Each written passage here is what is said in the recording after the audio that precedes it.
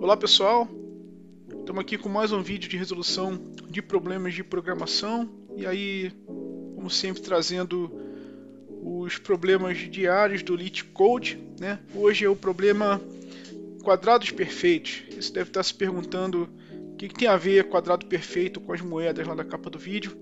Segura que eu já explico. Antes disso, pedir aí seu like, sua interação se você gosta desse tipo de vídeo.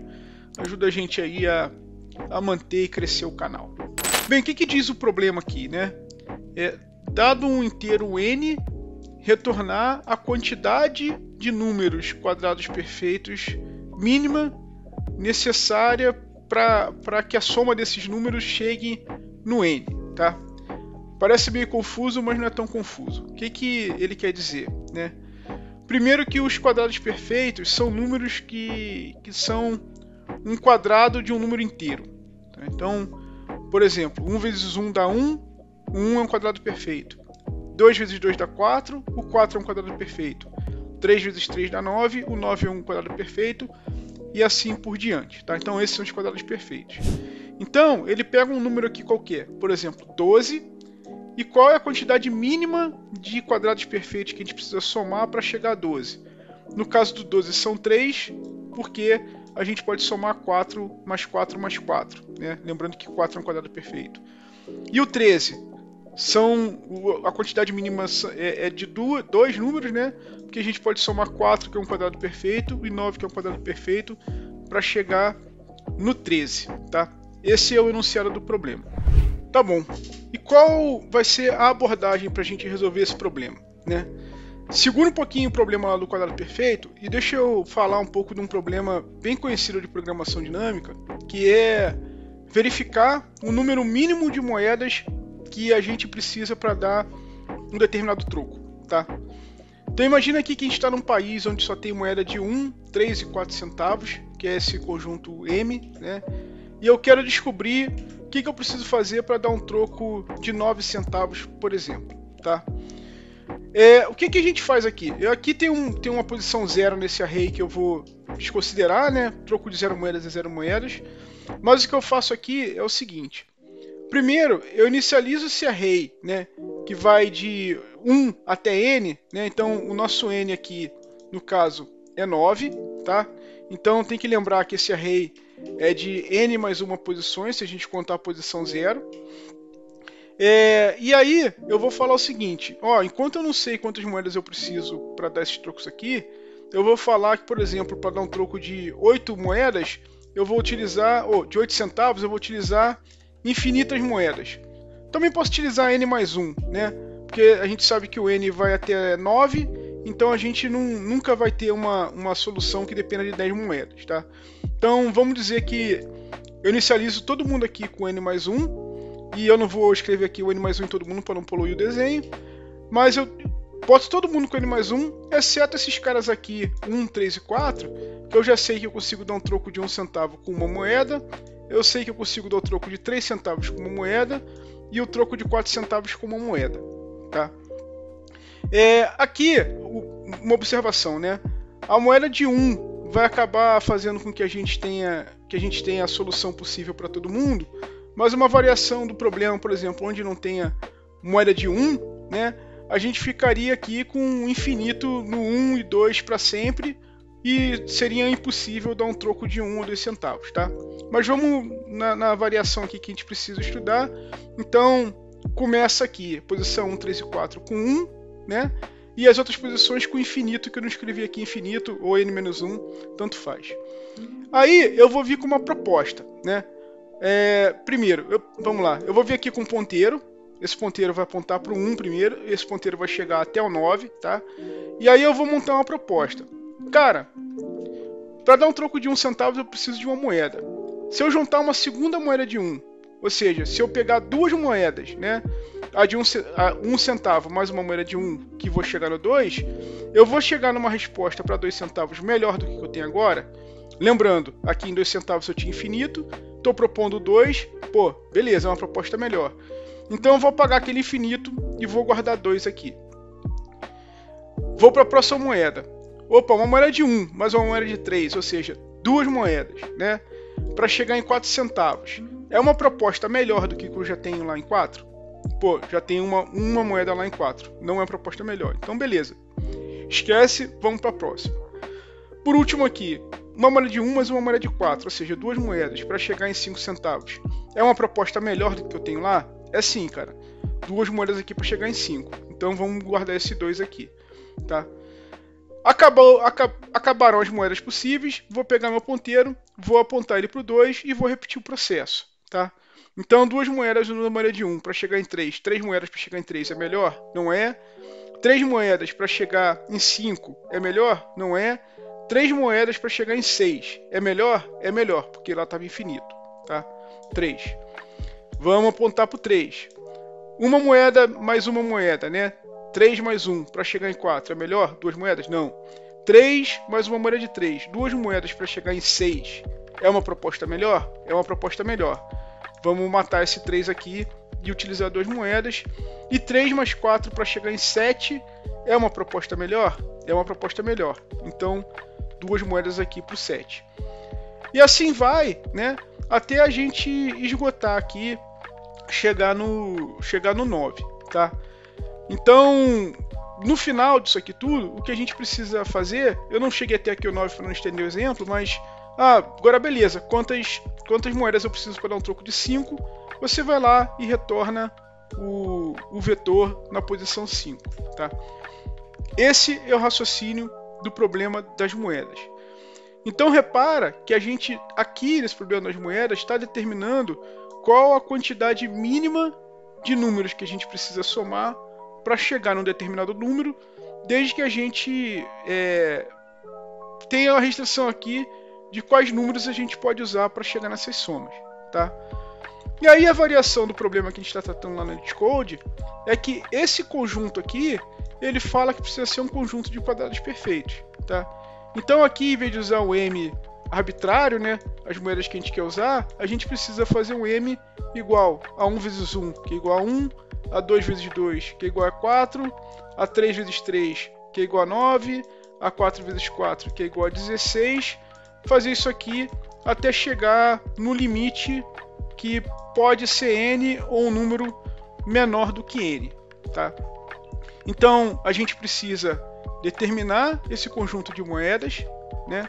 A gente precisa inicializar esse vetor de posições, tudo com n mais 1, ou infinito, tanto faz. E para os itens que batem lá com as quantidades de moedas, a gente inicializa com 1. Depois aplicar o nosso algoritmo, que é um loop que vai de 1 até n, né? Tem um loop aqui de 1 até n, e depois um outro loop que é de 0, de 1 até o m, ou melhor, né? É um loop que vai rodar cada uma das moedas e aqui dentro tem nossa lógica, tá? Uma vez entendido isso, é tranquilo implementar o problema, né? Aliás, esse problema é curiosidade, está classificado lá no LeetCode como médio, mas já vi problema mais fácil do que esse, marcado como difícil, né? A questão aqui é que precisa conhecer esse algoritmo, tá? É um algoritmo bem conhecido. Pessoal, partindo agora para a implementação do problema, né? A gente falou que precisa determinar esse conjunto de moedas, então só fazendo aqui o esqueleto do código, né? A gente falou que precisa inicializar o nosso array de n's, vou chamar aqui também de coins, tá? Em vez de chamar de m, eu vou chamar o nosso conjunto m de coins. Aqui, os nossos n's possíveis, vou chamar de respostas, n's de answers, né? A gente precisa de 2 loops, né?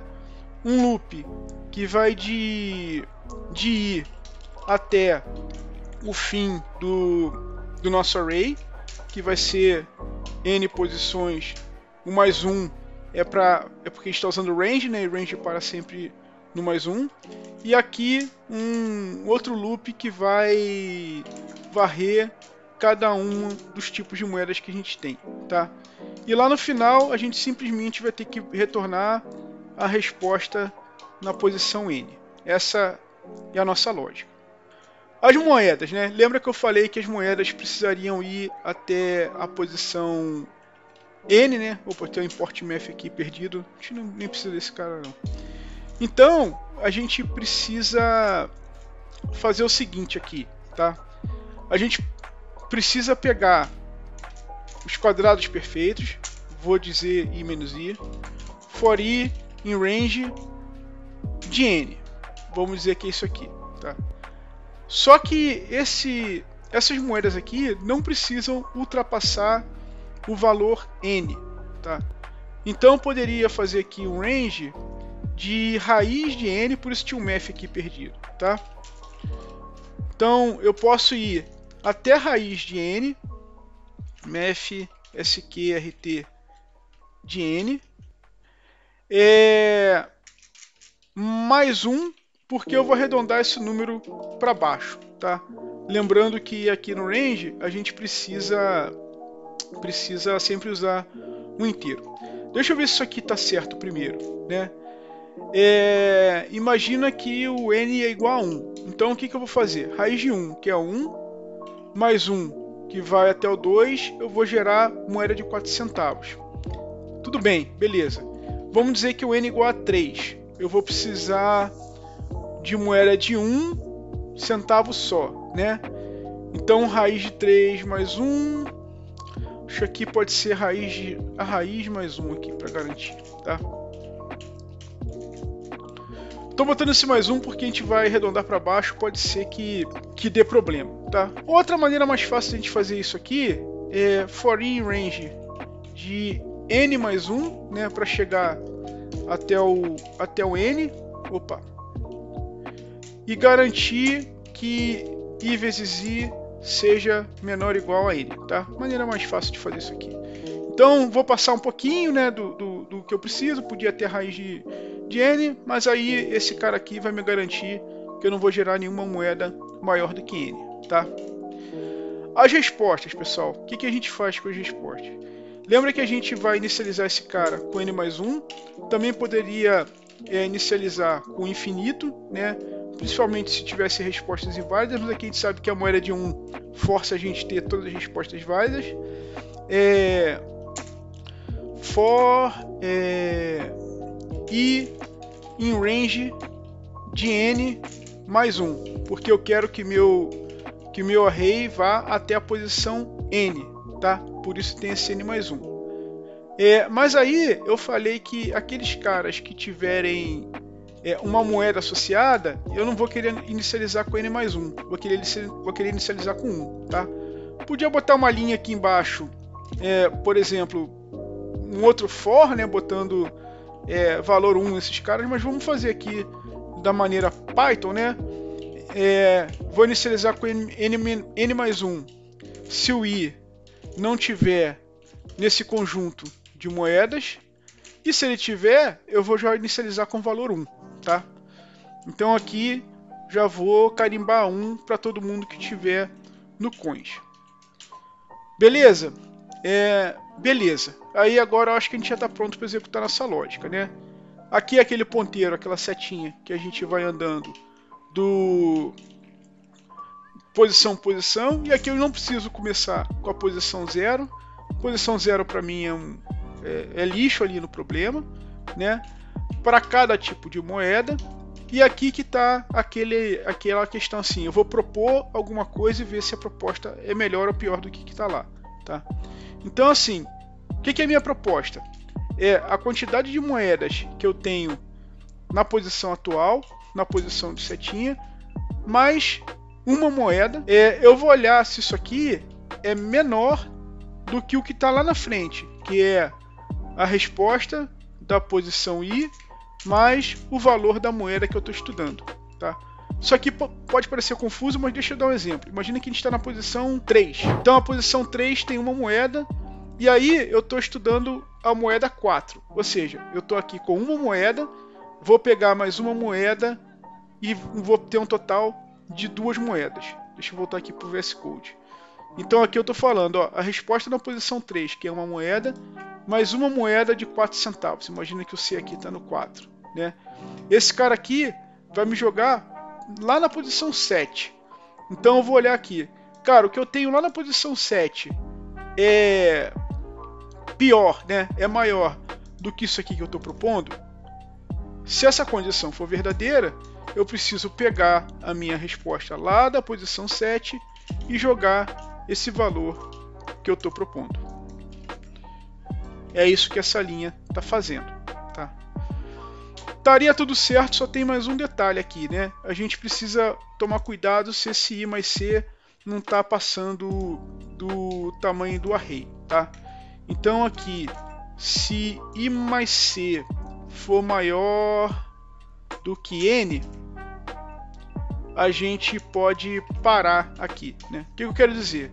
Imagina que eu tenho um array lá de 9 posições, estou na posição 7 e peguei a moeda de 4 centavos. Isso aqui vai me jogar lá na posição 11. Né? Pô, 11 é maior do que o 9? É. Então, cara, não tenta que isso aqui vai dar zica aqui nessa parte. Tá? E por último, a gente precisa retornar o valor da posição N. Tá? Então, se eu não dei nenhuma escorregada aqui, a gente vai rodar agora para esse monte de teste aqui, de 1 centavo, 3, 9, 12, 13, 16, blá, blá, blá, e vai dar certo, tá? Se eu não fiz nada de errado. Então tá aqui, ó, repara, lembra que lá no exemplo dele, ele falava que 12 precisava de 3 moedas, tá aqui, e falava que 13 dependia de 2 moedas, tá aqui. Então, rodando aqui o nosso teste, parece que tá tudo bem, né? Esse import math aqui não precisa, porque a gente não fez com raiz. Rodei de novo e agora vou transpor essa solução aqui que a gente fez no VS Code lá para o nosso LeetCode. Vamos ver se deu certo, tá? Colei, vamos rodar aqui nos casos de teste.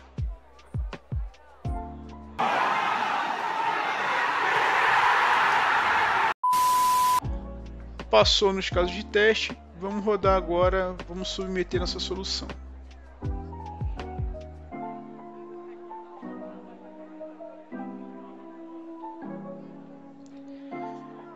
Beleza, pessoal, rodamos aqui, estamos naquela faixa de 80%, que é a faixa ali mais ou menos onde eu sempre tento chegar para entender se nossa solução, né, é eficiente ou não.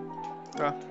Bem, nesse caso específico não vou tentar fazer mais otimizações, né? A gente, obviamente, né, eu já tinha dado uma olhada nesse problema antes, tinha algumas besteiras aqui que dava para otimizar, então essa versão já tá otimizada, não tem muito o que espremer daqui de suco, tá? Bem, pessoal, então fazendo aí a recapitulação, né?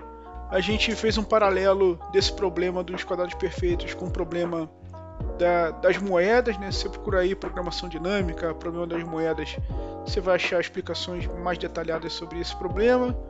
A complexidade dele é o número de moedas vezes o tamanho do troco que você quer compor, né? O pessoal já estudou bastante isso para chegar nessa solução ótima. A gente só está replicando o algoritmo que é conhecido. E o segredo aqui está em sacar essa relação entre os problemas e saber que o conjunto de moedas é simplesmente esse conjunto de quadrados perfeitos, né? Para a gente chegar nessa mesma solução. Então, pessoal, é isso. Se você gostou do vídeo, deixa seu like, né? Deixa sua interação aí, tira suas dúvidas aí pelo comentário, a gente responde. E a gente segue aí até o próximo problema diário. Até o próximo vídeo. Tchau, tchau.